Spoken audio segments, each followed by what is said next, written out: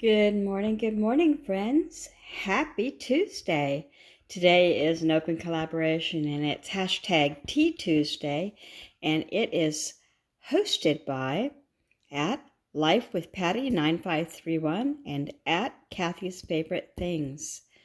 So it's an open collaboration and everyone's invited, and just show us what's going on in your life on Tea Tuesday and show us what you're drinking. I've heard that this started out as tea, just Tea Tuesday, and now people are having, whatever they want to drink on Tea Tuesday, and that makes it more inclusive for people that don't like tea. I, however, am having tea this time.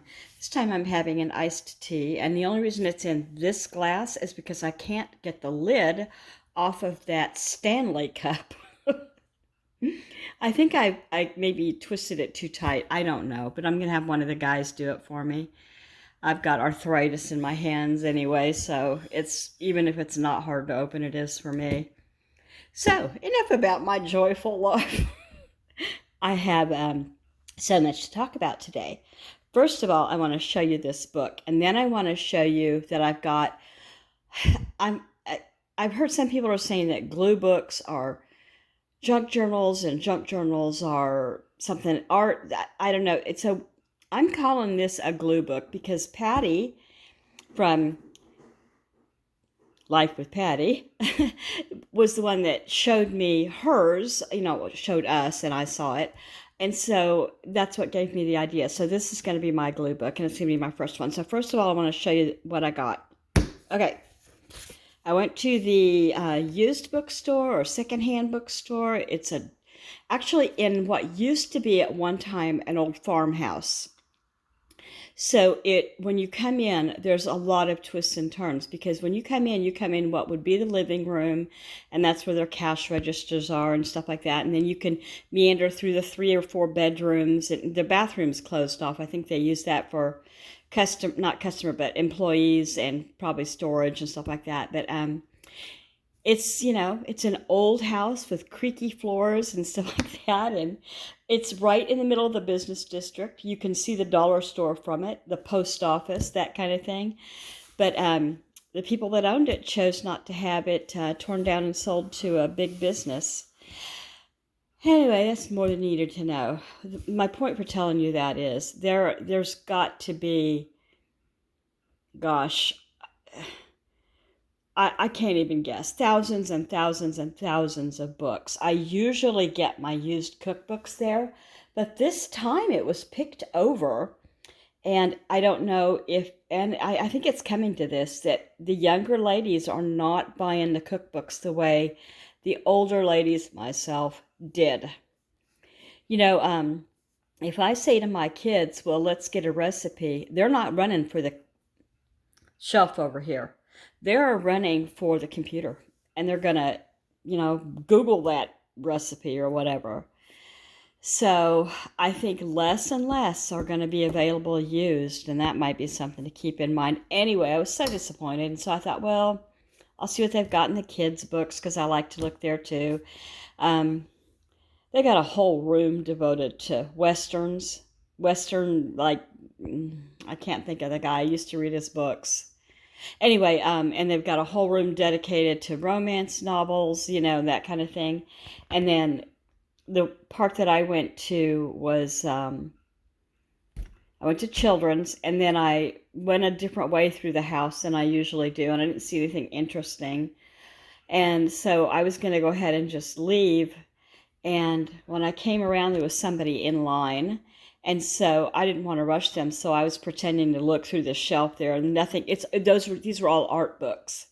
And this is what I ended up with in the art books. My Wonderful World of Shoes by Nina. Anybody want to tackle that? Chakrabarty. I don't know. And I thought, oh, that's interesting. I'll take a look at this while I'm pretending to be, occupied, so that it rushed the people in front of me, because it's a small place. So I open it up, and this thing is full of color pages. And pages in the style of shoes through history. They have got ancient Greek shoes, Chinese ballet shoes, shoes from the 80s, 20s, platforms from the 70s. I remember wearing shoes like that. I'd kill myself. I'd fall. I would just, that would be it. Here's some shoes from the 30s. Oh, here's one that's odd. Designed to prevent wooden floors from getting silhouette heels. There's a wheel on that. Kind of cool. Odd. Modernist marvel. Decorative darling. And they have, you remember the jelly shoes? There's some of those in here too. Let me see if I can come back a little. I feel like I'm too close. Hold on. All right, I don't know if this is going to help or not. Probably not. Bling-a-ling-a-ling. Click-clackety-clack. Some of them are actual. Salvador Ferragamo, 1943. I'm sure I'm butchering that name. Let's see. Orange, pink, green, blue pens for this beautiful shoe. So it is intended. I wasn't sure it was intended. Okay, so apparently made in Rome. Squeaks when you walk. How funny is that? And well, and not to be outdone is the bunny shoe. Anyway, this is just full of fun, I think. And, oh, I remember wearing these. These weren't just from 1964. I would walk miles in these. And I can't even imagine what my feet would do in repercussion at this point of my life. Let's see. I'm going to try to find a couple others and we're going to scoot. Peep toe. Ew.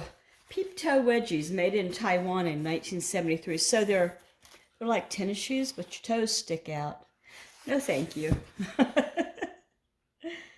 Salvador Ferragamo invented the wedge heel in 1939. I did not know that. So, you know, some people, oh, and I wore these in the 70s too. Loved those. We called them candies. Is that what a candy looked like? I guess they didn't have as tall a heel, so they wouldn't be like a candy. Do you remember candies if you're that old? Woof, I got some big ones, some tall ones. So 1930, and then in the next page is 1988.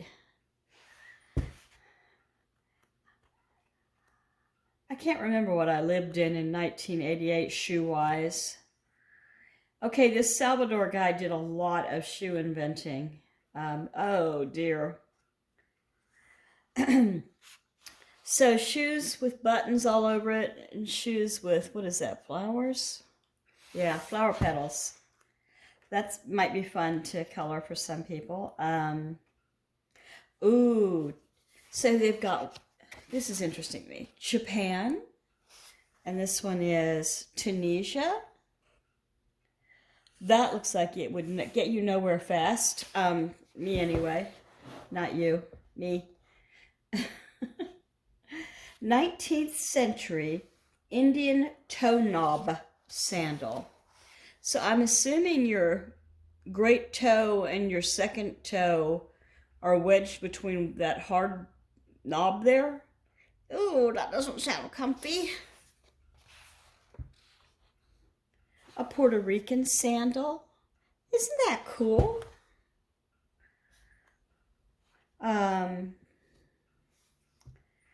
We're almost at the end, so I'll cut you loose here in a minute. The inverted heel. Oh, kill me now. I could not wear that. A heel is bad enough. A traditional Greek shoe. Interesting. Yeah. Where's Mary? A pom-pom shoe from Italy in 1960.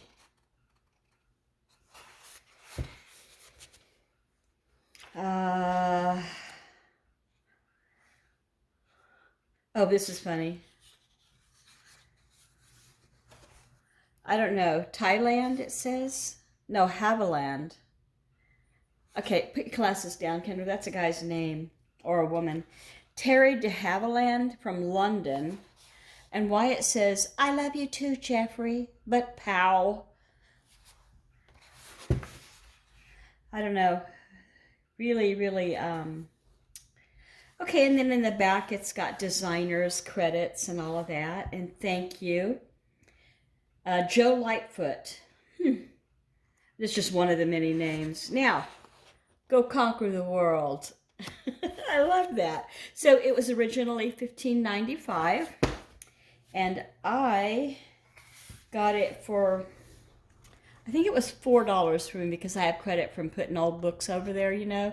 It's one of those used bookstores where you can take your books and they give you half of what they're going to sell it for in credit. So that's what I got.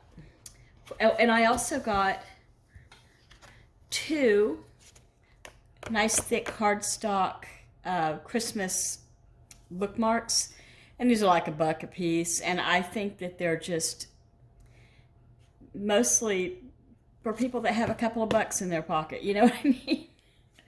I like bookmarks. Another thing that our children are probably not going to use a lot of bookmarks, and it's just sad, you know?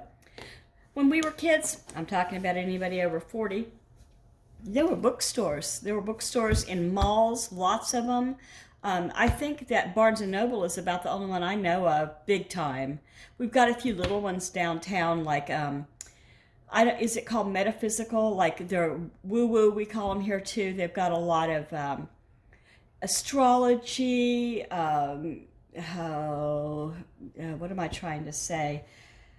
Different kinds of religions, and like there's witchcraft, there's all kinds of different kinds of books. So they do a lot of neat stuff in there. They hold paint parties and stuff like that. I just don't go downtown anymore. Speaking of which, we had high tide, and I don't know if anything's going to be, it's supposed to rain. We've got, if you guys have been watching the national news, the West Coast, Washington, Oregon, California are about to be hit with a bomb cyclone.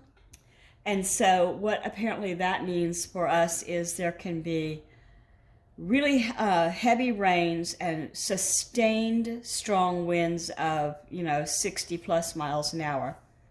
The way where I live in the peninsula I'm on, we are sheltered by some mountains. So what may happen is we're not going to get hit with the bad ones, but Seattle will. Seattle's going to get hit good. If it actually doesn't, peter out before it comes across onto land. That happens with hurricanes, and they keep saying on the news that they would call it a hurricane because it's hurricane force winds, but right now over the ocean, it's coming ashore today supposedly. But they can't call it a hurricane because we're in the wrong part of the country, so they call it a typhoon. And the reason they call it a bomb typhoon, like you want to hear this, is because the barometric pressure is going to drop like a rock. And that's what causes the crazy wind. So when the barometric pressure drops, it causes those winds. If you've ever been on the side of the road when a truck passes you, the truck you don't really feel the wind until it goes past you, and then you can it almost moves your body. That's not told well, but that's how I understand it. It's the before and the after effect of that thing going past you that really gets you. And so typically sadly what happens is trees fall on houses, and trees fall on cars often. And I can't prove this with paper, but I was saying last night, midwives, start your engines, because A midwife, a home birth midwife, will typically take, 4 or 5. If she's a singular midwife, if she's in a practice, she can take whatever she wants. But if she's in a singular practice, she'll take 4 or 5 in a birth month, a birth moon, which is 5, 6 weeks at a time. So a low pressure system like this one that just, is boom, there it is, will sometimes cause women to go into labor if they're within their birth moon. So 37 weeks to 42 weeks, say. On Guam, where they had the hurricanes, they will ship the mamas off to Japan when they have these hurricanes coming, because they know that'll happen too. And they don't want anybody going into labor that are not within their birth moon, because they want them to be available to a higher NICU hospital. Or so I have been led to believe. I'm still in my jammies. It's 9 a.m. I don't know that I'll get dressed today. We've got another man down here. Everybody's dropping from this cold. We're going to keep on chugging, though, because we've got big things coming here on Saturday. We're doing the big family, Thanksgiving meal. I wanted to say one more thing. I got it written down here. So I'm seeing a lot of people do Thanksgiving for $20, Thanksgiving for this amount of dollars, bargain Thanksgiving and all of that. And I saw one today, and it said, Thanksgiving for 4 people for $5. And I was like, wait a minute. So I had to watch, So this lady, try to remember all that she had. She had a chub, it's like a pound of ground, like you get a pound of ground beef. This is ground turkey. She had a can of green beans, a box of Jell-O. Was that it? That might have been it. I can't remember, and I should have written down the person's channel so I could tell you. She did a good job, and if that's what you can afford, that's what you can afford. And there's people who don't use food banks for whatever reason, or can't, or it's not enough for their large family or whatever. And bless her heart, that's what she's doing. And I was thinking, oh, I should be ashamed of myself, and I was looking at the different deals. And so there's a store called Grocery Outlet here. And if you spend $80, you get a large, 16, 18 pound turkey. They're big. Well, they were when I saw the other day. Free. They just give it to you free for spending $80. And I was thinking, if you timed it, okay, I'm not sure when my camera went off, but it did. And I just want to wrap up with saying, you could tell you got enough of what you need. If you got a great batch, when you put it in your fridge to cool off before you stick it in your freezer, or you could can it, obviously, but I don't can broth because I'm not a wizard like some people. I just don't know. I'm afraid of my pressure cooker.